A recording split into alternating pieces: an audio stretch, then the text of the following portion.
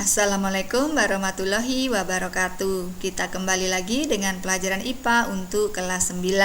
Kali ini kita akan membahas materi tentang energi listrik dan daya listrik. Energi listrik merupakan energi yang dapat kita peroleh karena adanya arus listrik yang mengalir. Sebagai analogi, air sungai yang mengalir dapat memberikan energi yang bisa memutar sebuah kincir angin. Demikian pula dengan arus listrik yang mengalir dapat memberikan sebuah energi. Contohnya adalah pada batu baterai. Lalu, bagaimana sebuah baterai bisa menghasilkan atau memberikan energi listrik? Perhatikan penampang batu baterai berikut ini. Di dalam baterai terdapat bahan-bahan yang dapat menyebabkan terjadinya reaksi kimia.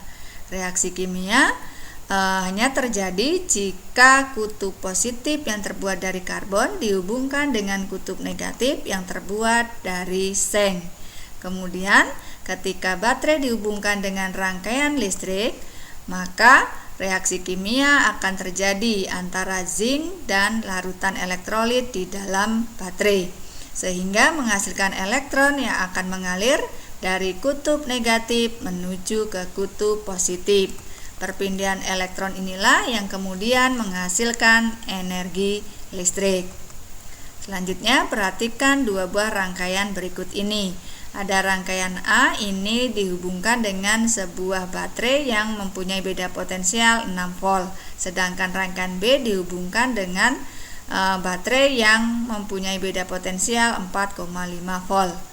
Dari kedua rangkaian ini, lampu manakah yang akan menyala lebih terang? Ya, tentu saja lampu A akan menyala lebih terang. Mengapa demikian? Karena lampu A mempunyai energi lebih tinggi. Ketika baterai digunakan untuk menyalakan lampu, maka baterai bekerja untuk menaikkan energi listrik. Kemudian energi kimia di dalam baterai akan menjadi energi listrik, dan selanjutnya muatan listrik akan mengalir dari kutub positif menuju ke kutub negatif karena adanya perbedaan potensial. Jadi, energi listrik dapat diartikan banyaknya muatan yang mengalir karena adanya beda potensial, sehingga bisa dituliskan dengan persamaan W sama dengan V kali Q. Kemudian karena Q sama dengan I kali T, maka persamaan W menjadi W sama dengan V kali I kali T. Selanjutnya, dari hukum Ohm, V sama dengan I kali R. Maka W bisa dituliskan dalam persamaan I kali R kali I kali T, atau dituliskan dengan I kuadrat RT. Selanjutnya, karena I sama dengan V per R, maka W-nya bisa dituliskan dengan V kuadrat per R kali T. Dan satu lagi, energi nilainya sama dengan P kali T, di mana W sama dengan energi listrik dalam Joule, kemudian Q muatan, V-nya beda potensial, I-nya kuat arus, kemudian R-nya hambatan, T adalah waktu, ini satuannya harus dalam sekon, dan P itu adalah daya listrik dalam watt. Baik, kita akan lihat ke dalam contoh soal berikut ini. Perhatikan gambar kompor listrik berikut ini. Pada kompor ini diberikan tegangan 220 volt, kemudian dialiri arus 2 ampere. Berapakah energi yang terpakai pada kompor listrik ini ketika dinyalakan selama 10 menit? Dari soal diketahui V-nya sama dengan 220 volt, I-nya 2 ampere, kemudian T-nya adalah 10 menit. Ini kita konversi ke dalam detik, yaitu 600 detik. Yang ditanyakan adalah energi yang terpakai. Kita masukkan ke dalam persamaan W sama dengan V kali I kali T, sesuai dengan yang diketahui dari soal. Kemudian kita masukkan nilainya 220 kali 2 kali 600, kita dapatkan hasilnya 264.000 Joule atau 264 kilojoule. Baik, selanjutnya kita akan bahas tentang daya listrik. Perhatikan dua buah rangkaian berikut ini. Pada rangkaian ini dihubungkan dengan sebuah lampu yang berbeda spesifikasinya. Rangkaian A dengan spesifikasi lampu 6 volt 5 watt, sedangkan rangkaian B dihubungkan dengan lampu yang spesifikasinya 3 volt 5 watt. Kemudian ketika saklar dihubungkan, maka lampu manakah yang akan menyala lebih terang? Ternyata lampu B menyala lebih terang. Mengapa demikian? Karena lampu B menghasilkan energi yang lebih besar dalam setiap detiknya dibandingkan dengan lampu A.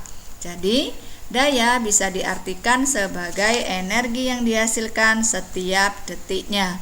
Sehingga kita dapatkan persamaannya untuk daya itu adalah P sama dengan W per T. Kemudian kita masukkan nilai W-nya masing-masing dari persamaan energi tadi, maka kita dapatkan persamaan untuk daya yang pertama adalah P sama dengan V kali I, kemudian yang berikutnya adalah P sama dengan I kuadrat R, dan yang ketiga adalah P sama dengan V kuadrat per R. Dengan satuan daya itu sama dengan 1 watt, ini nilainya sama dengan joule per sekon atau volt ampere dan sebagainya. Kita langsung saja lihat ke contoh soal berikut ini. Yang pertama, sebuah setrika dengan spesifikasi 300 watt 220 volt. Berapa kuat arus yang mengalir pada saat setrika ini dipakai? Maka kita masukkan ke dalam persamaan P sama dengan V kali I, sehingga I-nya sama dengan P dibagi V. Kita dapatkan nilainya adalah 1,36 ampere. Berikutnya contoh soal yang kedua. Dua buah lampu dengan daya 10 watt dan 20 watt ini dirangkai secara seri, kemudian dihubungkan dengan tegangan 200 volt. Maka ketika dihubungkan dalam suatu rangkaian secara seri, nilai daya masing-masing lampu ini akan berubah. Kita akan cari perubahannya berapa. Yang pertama kita cari nilai hambatan pada masing-masing lampu. Pada lampu pertama kita dapatkan nilai hambatannya adalah 4000 ohm. Kemudian lampu yang kedua hambatannya adalah 2000 ohm. Setelah itu masing-masing hambatan ini kita cari hambatan totalnya, karena disusun seri tinggal kita jumlah, nilainya menjadi 6000 ohm. Selanjutnya kita akan mencari nilai arus yang mengalir, I sama dengan V per R. Kita dapatkan nilai arus pada rangkaiannya adalah 1/30 ampere. Setelah itu kita mencari nilai daya masing-masing pada saat dirangkai seri. Didapatkan daya lampu pertama adalah 4,44 watt. Kemudian daya lampu yang kedua adalah 2,22 watt. Jadi ketika sebuah lampu dirangkai secara seri, maka nilai dayanya akan berubah. Baik, contoh yang berikutnya. Ketika sebuah peralatan listrik dipasang pada tegangan yang tidak sesuai dengan spesifikasinya, maka dapat digunakan persamaan berikut ini, yaitu perbandingan V1 kuadrat berbanding dengan P1 nilainya sama dengan perbandingan V2 kuadrat berbanding dengan P2. Kita ambil contohnya, misal sebuah lampu yang spesifikasinya 220 volt 60 watt kemudian dipasang pada tegangan 110 volt. Maka berapa daya yang dihasilkan? Kita masukkan ke dalam persamaan perbandingan rumus ini tadi, sehingga didapatkan nilai dayanya adalah 15 watt. Bisa dipahami ya. Baik, yang berikutnya kita akan melihat atau membahas tentang bagaimana penghitungan biaya pemakaian listrik. Untuk menghitung biaya pemakaian listrik, maka digunakan satuan energi listrik. Satuan energi listrik tidak lagi digunakan satuan joule, tetapi dalam satuan kWh. Mengapa demikian?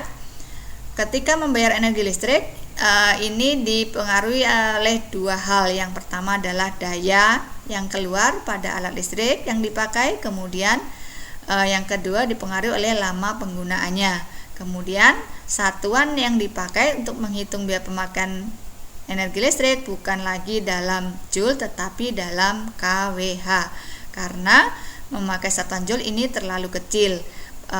Padahal ketika memakai energi listrik ini hitungannya dalam hitungan jam. Dari mana kWh diperoleh? Kita akan lihat dari energi terpakainya. Energi terpakai adalah daya dikali waktu.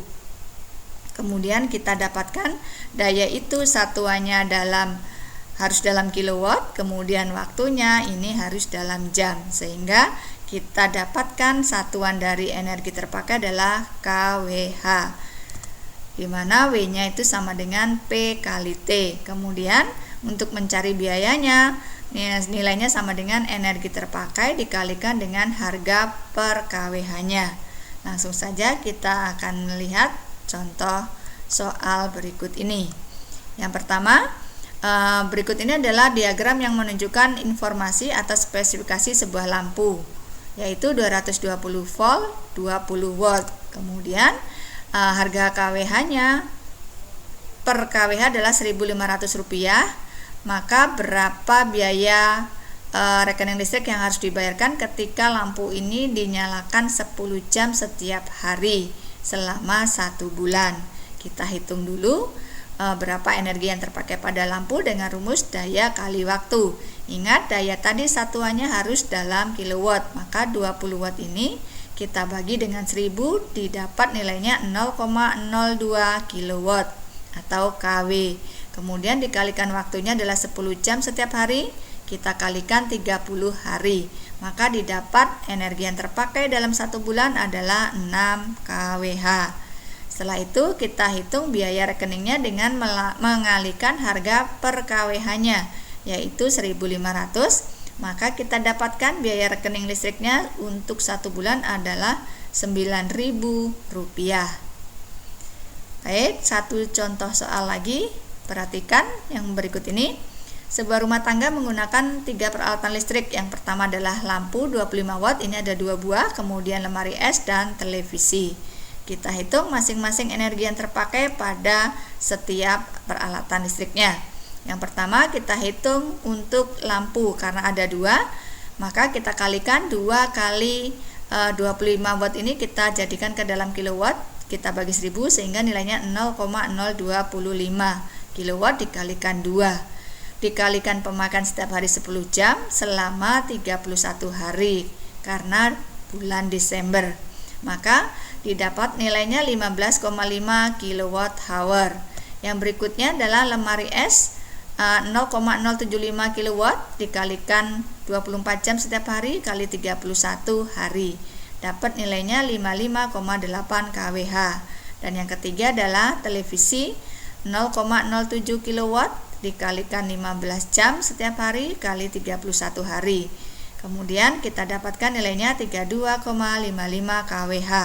Selanjutnya ketiga energi terpakai ini kita jumlahkan, maka nilainya sama dengan 103,85 kWh. Kemudian kita menghitung biaya rekening yang harus dibayarkan dengan mengalihkan harga per kWh-nya. Jadi 103,85 kWh dikalikan 1.500, maka didapatkan biaya rekening listriknya untuk bulan Desember adalah Rp155.775. Baik, bisa dipahami ya. Demikian tadi penjelasan atau pembahasan kita mengenai energi dan daya listrik. Kita akan lanjutkan kembali pada pertemuan yang akan datang. Saya akhiri, wassalamualaikum warahmatullahi wabarakatuh.